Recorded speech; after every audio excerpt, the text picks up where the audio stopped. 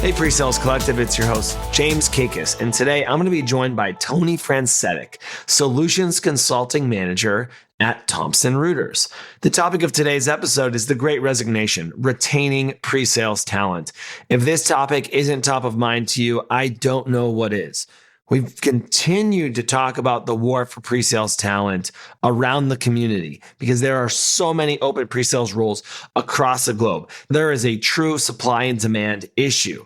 And that's really one of the reasons why we created PreSales Academy. And so today's episode, Tony and I are going to talk about a very key ingredient to organizational success, retaining talent.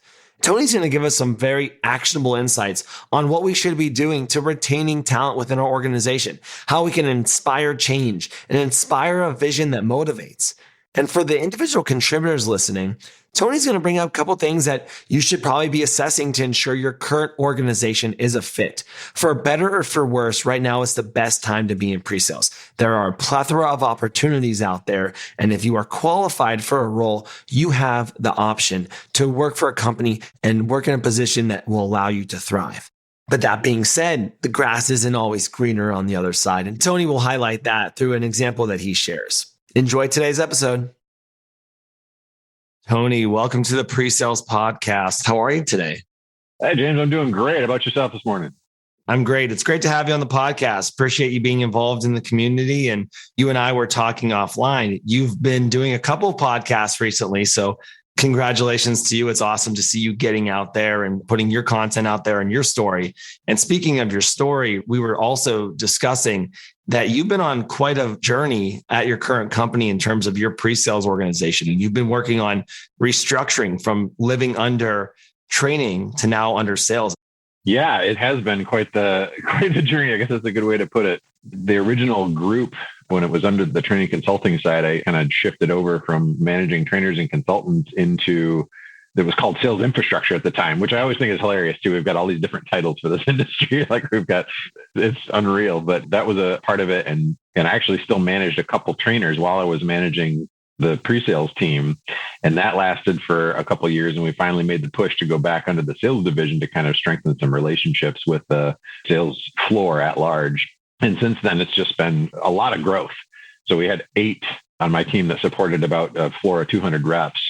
And, we were 2 to 3 weeks out for demo requests. I mean, it was crazy. And since that point, we've added where we're at a team of 22 directly, as well as instituted consensus as far as demo automation on the front end. So it's been fantastic. Congratulations. I mean, that's a lot of growth, and organizational shifts are not easy. So it sounds like, as you mentioned, you've gone through a lot of growth, I'm sure, both personal and professional. I've been asked a couple of times, like, when do you sleep? I think there's a lot of it where, as we manage a team and you work with people and you work on kind of adapting processes and evolving with an organization, like it gives you energy and it wears you out at the same time. So it's kind of finding that balance is a fun part. It's definitely key. Tony, you've got an amazing background in a journey to pre-sales, one that I like to call inspiring. A lot of people say, oh, well, I worked in this industry, or I don't have the career path. But I think people actually like us, we have some similarities, can prove that you can work in pre-sales. So tell us about your journey.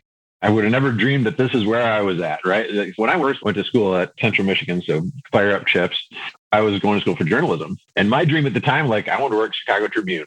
All the President's Men was my favorite movie. I was just hard-nosed news journalist. That was my goal. And then, when I start to get close to graduation and the true newspaper life was dying and everything was going digital. So I switched gears. I worked I was in apartment management for a lot of years. And then I transitioned, went back to school for cyber defense, as the internet network security, essentially.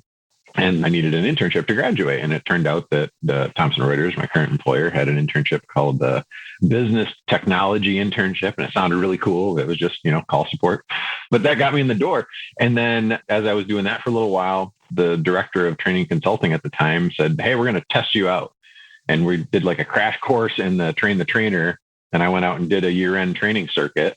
And then she said, we got to come work for me. So then I was a trainer and a consultant, and I flew around the country and implemented a tax and accounting software. So, that was tons of fun. And after a little while there, then an opportunity opened up in the management group. And then I was managing trainers and consultants, and I did that. And then the transition to pre-sales, and then now under the sales wing to do this, I think that there's certain components that have really played well into the pre-sales industry, journalism specifically. He's talking about like discovery at the heart of all of what we need to do effective demos. That journalist brain of mine of just kind of focusing in on the types of questions and how to ask it differently and how to arrive at that answer, that has really been helpful from a coaching aspect. And in the training side, you have the adult learning component. You've got how do we deliver information effectively so it can resonate? All that type of stuff has been just really impactful to turn back and look at my team and help them grow and develop more. Those are transferable skills. Absolutely. And when you talk about being in apartment management and operations management, I worked in hospitality management and sports operations. And I look back at those experiences of managing multiple different moving pieces as something that has really allowed me to do well in tech, because you're managing so many different stakeholders and so many different moving pieces at all time. And I'm sure that experience has resonated with you. It definitely is resonating with me. So I love to hear that. I like that you made the parallel between the journalism and the disco, because I see the similarities there for sure. Today's topic of the Great Resignation, retaining pre-sales talent. This has been something that with the PreSales Collective, we talked about for quite some time. In June at our PreSales Leadership Symposium, we did a session called The War on Talent. And we talked a lot about the open roles in pre-sales. And at the time, there were 42,000 open roles in pre-sales, software, hardware, everything across. I mean, it's unbelievable. And actually, I ran some numbers before we did the podcast.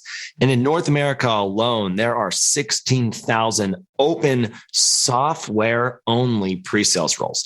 I did a post on LinkedIn as well about how leaders need to be attracting talent and posting really the social branding of things. Because just to throw another couple stats out there, PwC did a study and says 64% of people right now are exploring new opportunities. And the research that PreSales Collective did with Sales Talent Agency says that the average tenure in the pre-sales role globally is under 2 years right now. So these things are very alarming. And when we are talking about topics, they've been top of mind to me. So I'm curious your thoughts on some of those numbers. It's not surprising though, right? Because if you look at the last couple of years specifically, there's been such this change in focus in what pre-sales brings to an organization, not just the sales division, but an organization at large. And I feel like the more that I've looked into it and tried to expand the influence within my own group, you look at where we can impact marketing just by the volume of customers that you touch and the interactions that are there and the understanding of the market and the competitor landscape and all those things.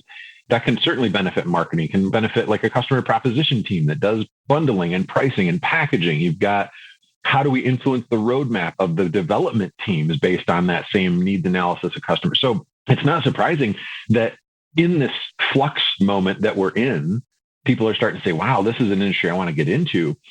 At the same time, as businesses are starting to evolve and understand, or maybe not, then you have the employee side. The employees have the value and to say, well, man, I'm going to reflect a little bit and say, well, am I valuable in this moment? And what else is out there that I could maybe see the different type of value for? So that's not surprising at all. I know from just talking to my team directly, they get tagged multiple times a week, sometimes through LinkedIn for people that are looking to join or have them join other groups. So yeah, it's a crazy time. It really is. And I like your perspective there. And I like that you talk about value, because one of the themes is constant PreSales Collective is we talk about this role being a true co-pilot in sales process for sales support. And I think when we look at the role directly, some things that we put out are pre-sales at the center of influence and all the stakeholders we touch both internally and externally. But to me, maybe the blessing and the curse of the role is we're not always compensated on all those touch points, and we're not always actually recognized and evaluated on all those touch points as well. And so I think that's the nebulousness of this role at times. And to your point about how that connects on value, if you're an organization and you're doing so many different things, you're not being compensated for it, and you feel like an admin or a sales support, you might start questioning if this is the role and this is the profession that you want to be in. I know that you have some perspectives on compensation. So how does that play into this? The compensation piece, it's interesting because you touch on how the partnership between pre-sales and sales and how that's really what, myself, I've advocated the same way. And I know that you have done a lot of the same, but that's not how it was always promoted. My old boss was a VP of sales, and he said directly, like, you didn't do that. Like, you didn't have to know it to sell it. Like, that was the sales mindset. And then you just put them in a demo and let them go. It was almost this kind of subservient role. And now that there's more of a parallel, you're trying to fight culture of an organization to overcome a little bit of that. So then when compensation comes into play, where I was originally under the training consulting division, we weren't tied to sales at all. So even the sales outcomes, like what we delivered upon, there was nothing. It was a flat salary and an annual bonus. Like that was it. And when we got into sales, we got tagged into at least that annual commission piece where as we meet goals, then that payout happens. But still, when you look at the perspective of like what we bring to the table, if it's only through that narrow lens of delivering demos, from an organizational standpoint, they're looking at it and say, well, why would I pay them anymore? They're just doing demos. And they lose sight of the rest of that scope. Like you say, the pre-sales like as a center of influence in an organization. Well, that's not taken into consideration for comp. So it's tough, right? Because if they haven't evolved to understand where pre-sales really can benefit the larger org, you're going to fight that compensation battle for a while. That's kind of what I've been in the middle of, is trying to kind of increase that level of recognition for what we're doing today, what we're able to do if we had resources and structure to support. That's where compensation, the hard thing, and where I find myself specifically, we're in that transition mode. So we're moving away from the old school mentality. We're moving towards the new, but to prove our value, we're doing beyond what that compensation is. So how do you manage through that with a team? And that's the challenge that I've been finding myself in as of late. That's a great perspective and realistic challenge that many people are going through. I like that you talk about the old school mentality of sales, because I think it's changing, and it's changing rapidly, and it's due to buyers and companies like Amazon and Netflix and all those B2C companies that are potentially changing how B2B operates. People that are in this type of role at companies that maybe haven't adapted yet might be asking themselves, like, is the grass greener on the other side? So I'm curious, like, what are some things that you're doing to help change that culture over time as it pertains to retaining talent? I've spent the last 5 years specifically cultivating this group, right? And I think pre-sales in general, it's a very unique group of people that fit that pre-sales mold. At their heart, they're really just wanting to help people. And I've really tried to get the right people hired in this role, to have them work together most effectively and really have that collaborative approach to it. So one, it's kind of developing that family, I guess, if you will, to go a little bit farther maybe than I should. But when you get a group of people that are there to support one another, help one another, then that's going to play into their decisions to retain in the company or choose to look elsewhere. But you go beyond that, it's being clear with the vision. And I've said from the get-go, as soon as I started to spend a lot more time looking into the industry at large, getting involved in LinkedIn and connecting with a lot of leaders in the industry, I've said very open with my team, like, I see the future of this team as, and then lay out that groundwork of that center of influence, much the same way you described. And I think if you have kind of a future state that you plan to get to and you can paint the vision, there's a lot of that has to be laid out. The problem is, depending on the size of the organization, large organizations take a long time to make change. So can you do what's needed to start to show the value by plugging into formalized other relationships within those other divisions and start to do the work to prove the value without the compensation and without knowing for sure what the next step's going to be? There's a little bit of faith that goes into that, right? Like, you got to lean on your team to trust you that you're going the right direction. And I hope my team does. And I've lost a couple along the way too, and they've gotten great opportunities offered to them and they choose to exit. No qualms with them at all, because if there's an opportunity that comes in front of my team that's the right thing for them and their family, my goodness, absolutely, I'll support you for it. But it's making sure that vision is clearly laid out, and the hope that we can actually make it come to fruition. Yeah, absolutely. And I really respect your opinion on people leaving for other opportunities and supporting them. I actually think that's a really big difference between a good and a great manager, is like when you support your people at the end of the day and support what's best for them, whether it's in your organization or somewhere else, that goes a long way. So I just want to call that out, because I think it's something that we need to change culturally. But this idea of inspiring a vision is resonating with me, because to your point, people want to find value and meaning in what they do. I was saying that people just don't walk into work to just do below average work every day. They come to do their best. But us as leaders and managers, we have to remove roadblocks. We have to give them something to work toward. And it's our job to maximize their potential. As we talk about vision in terms of retainment, how do you manage the current state with the future state and bringing your team along that journey without losing trust. It's a very important thing to do. Like, it's great to inspire a vision, but you got to be moving toward it. And like you said, sometimes there's company inertia that can block that. It's an interesting way to look at supporting a team. On one hand, I feel guilty sometimes asking for the next project to add on, knowing full well that there's not an equitable compensation that plays out for it. Really, like, I think there's a part of what we do as leaders in the pre-sales role is we're unofficial counselors. There's struggles with the sales division, right? Like, there's the whole state of the world that we're in right now. And I think a lot of it's those one-on-one conversations and letting that team vent and talk about frustrations and taking that into consideration when you're making decisions. Like, yeah, I've got a vision for things and there's a future state that I want to get to. I'm not perfect and all my ideas aren't going to be the ones that we end up going with. That's why you hire great, smart people, right? The leaders in the top of organizations aren't the ones that are the smartest ones in the room in a lot of cases. And I certainly, if I fit that bill, I'm not the smartest in the room.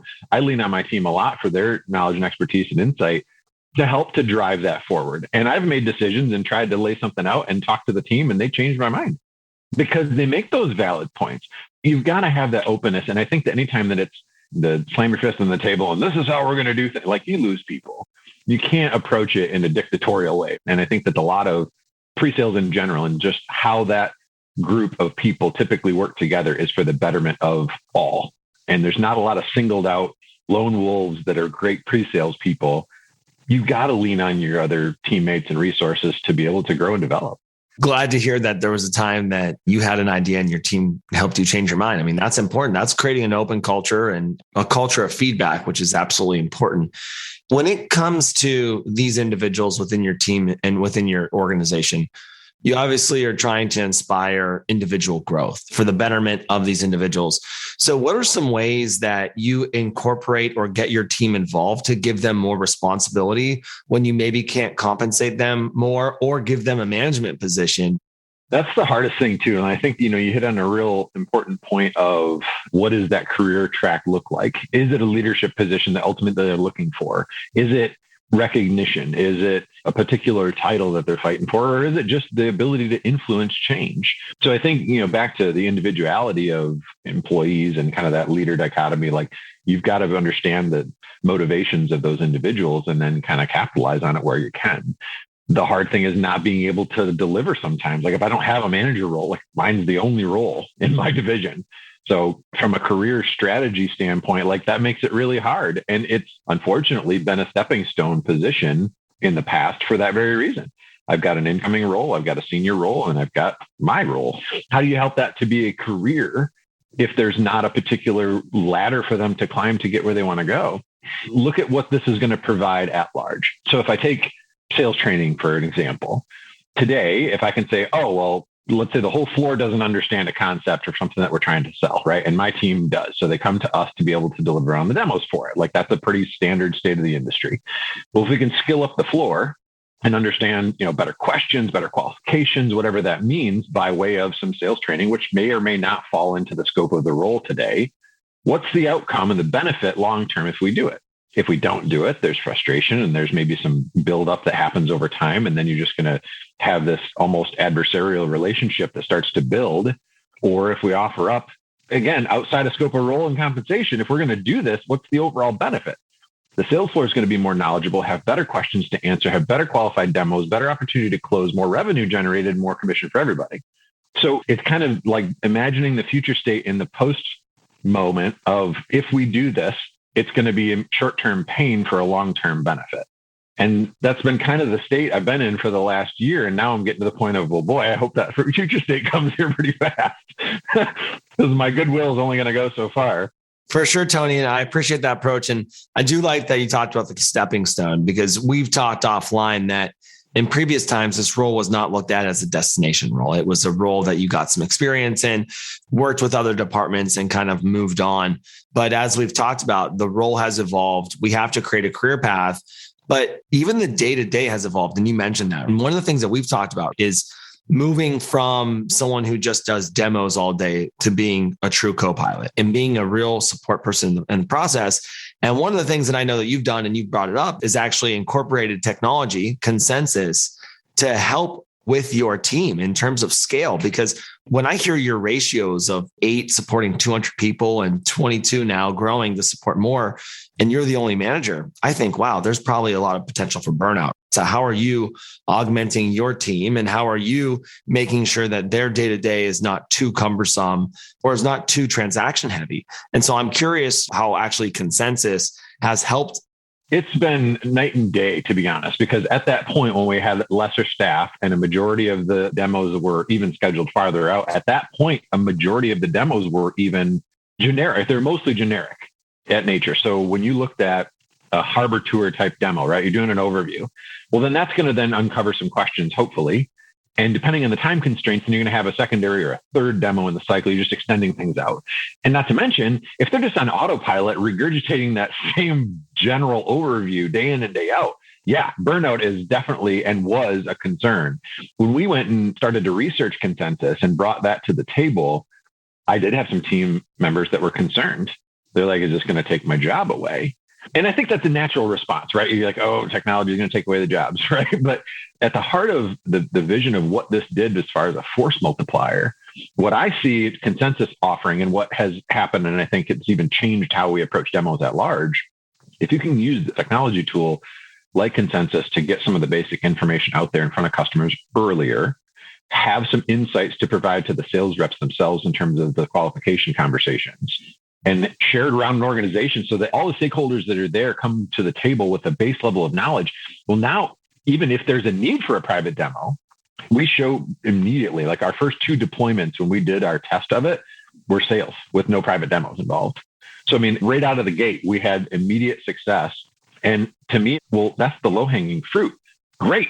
Let those get taken off by Consensus and let technology do that to make those sales cycles close super fast.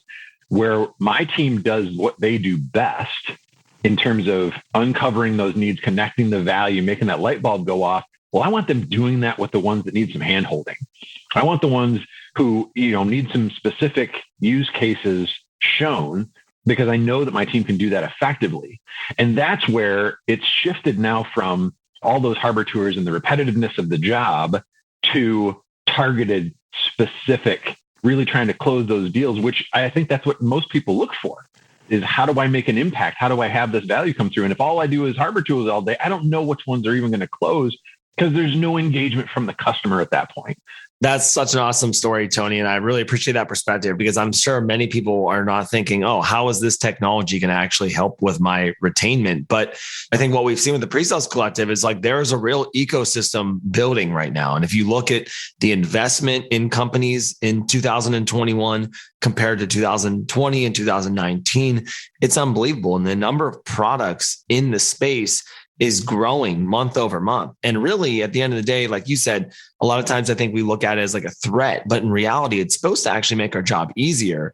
And I'm hoping that this trend continues where technology is also augmenting like what you call the low-hanging fruit, and allows us as pre-sales professionals to do more than just demos and be real co-pilots in the sales process.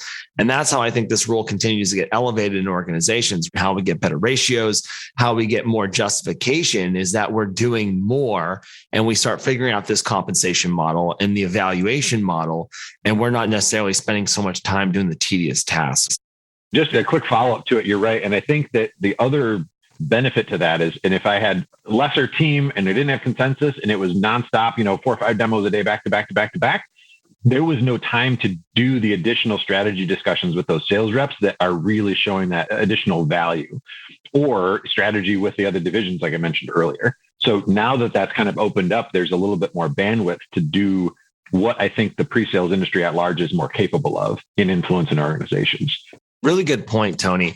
One of the things that I want to touch on before we close is really this idea of why PreSales Collective exists and this ecosystem that's forming in front of our eyes. Todd Jansen, I've heard him call it the pre-sales renaissance.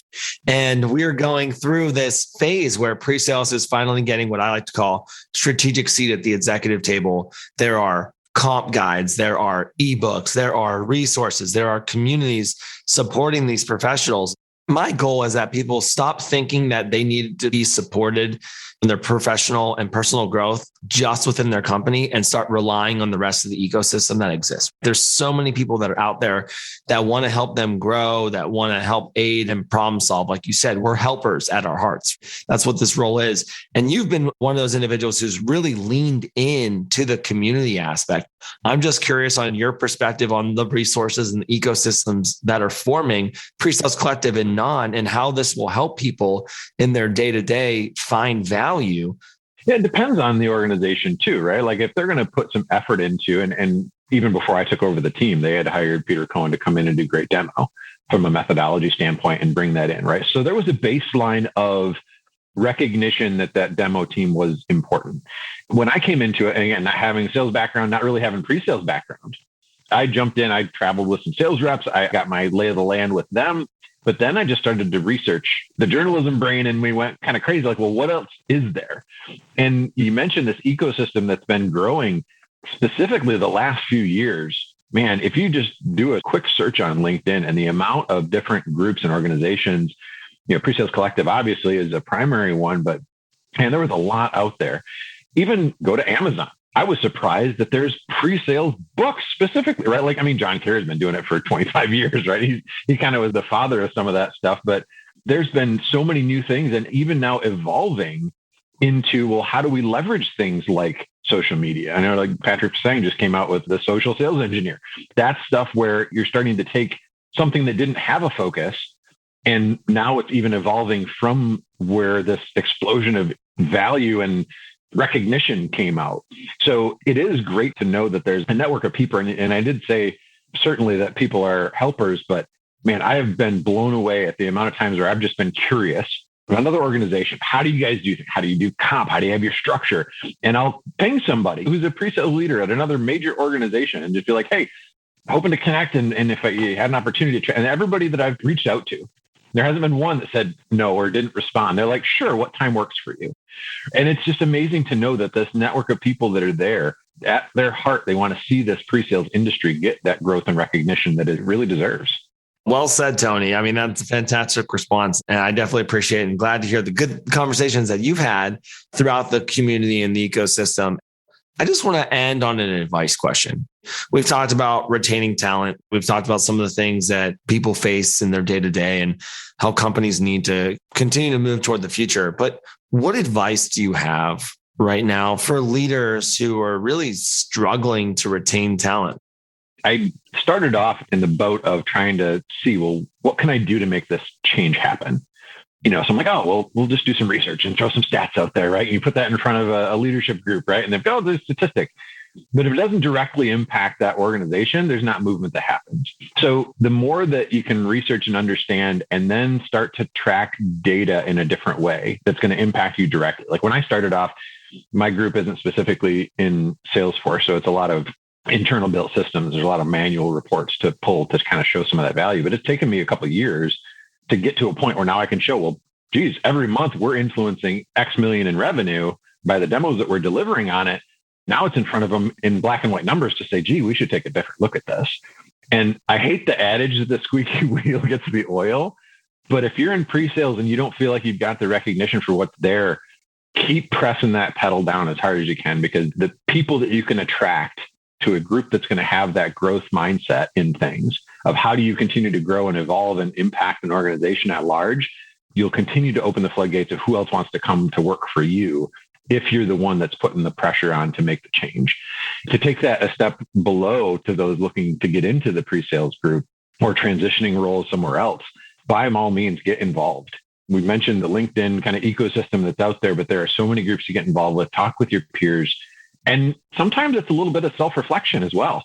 If you really want to look at changing careers from where you're at, I had one of my former employees tell me just the other day, she's like, the grass isn't always greener. It's just different grass. So there is a moment that we're in where there's just all these opportunities that are out there and people are just excited because there's recognition and value being shown by way of compensation at other companies. Take stock at where you're at as well and make sure that the choices that you're making aren't knee-jerk to a comp difference, and look at the bigger picture of where you're going to make an impact. Tony, really love the perspective there. And I do appreciate your point on making a little bit of noise, because I think sometimes as pre-sales professionals, we don't tend to make enough noise, but that's what usually needs to happen to get the respect and recognition within an organization. So really appreciate your time today, Tony. Love your perspective. Thanks for all the work that you're doing in the community at large. Great to see you so active and involved. Thanks goes right back to you, James. All that you've been doing with PreSales Collective has been fantastic to see it all come to fruition and be able to take the time and have a great conversation with you. I appreciate the opportunity. Thanks, Tony. I appreciate that. All right, I'll see you around the community. You bet. Thanks. All right, PreSales Collective. Before we analyze today's episode, I just love hearing Tony's story and Tony's non-traditional background into pre-sales. It's so inspiring for someone to take such a career shift and have success in this role, in this profession. It's really unbelievable and amazing to see. And so shout out to Tony for that. And as mentioned, there's a number of ways we could have gone in today's episode. This Great Resignation is all over right now. It's a buzz. There are studies and research out there trying to provide reasons about why we're seeing this. McKinsey just put out a great study, but we're seeing this not just in pre-sales, but sales and every facet of organizations right now. And what that means is that there's things that we can't always control. Sometimes you hear the quote of people don't leave companies, they leave bad managers. Sometimes that's true and sometimes that's not. There are so many reasons why people may leave a role, and it might have nothing to do what you as a leader can do. But it's so important to ensure that you as a leader are inspiring and cultivating change, empowering your people, and focusing on tasks and duties that inspire your employees to come to work every day. Many people have been used to going to the office for years and are now in a home environment. What they want and what they need has shifted. Can we be providing it for them?